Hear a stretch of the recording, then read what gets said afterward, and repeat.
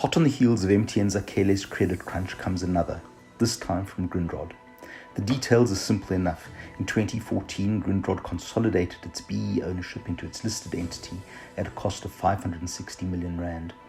This 560 million, along with a further 400 in vendor preference shares and 415 senior preference shares from Absa, assisted the B-BBEE shareholders in subscribing for 1.6 billion in Grindrod shares. In case you're doing the math, that's 190 million rand for 8.39% of upside exposure for the B-BBEE shareholders. Since then, Grindrod has fallen 85% and 1.6 billion has turned into 243 million. Of course, the preference share funding remains outstanding, with value as at the end of 2019 of 1.4 billion rand. Let us unpack what's really happened here. Grindrod shareholders lent B-BBEE shareholders cash to buy shares in Grindrod. The shares fell, the debt was not repaid, the shares were returned, and the shareholders' 8.39% dilution was reversed. So all square. Not even nearly. Absa's preference shares were repayable last year. Covenants in the agreements meant that Grindrod stood surety for Absa's senior preference shares. Given that the principal was 450 million and the shares worth less than 300 million, Grindrod shareholders had to cough up the funding, again through the purchase of preference shares from the B-BBEE SPV. That is a real cost of 450 million rand. But there's more. Depending on how the deal was structured, withholding tax of 15% and from 2017, 20% may have been levied on the preference dividends. Preference shares stand first in line to receive dividends, so ordinary shareholder rights were eroded from 2014, first by a dilution of 8.39% and second by Absa's senior preference shares that had to be covered by cash ultimately coming from shareholders.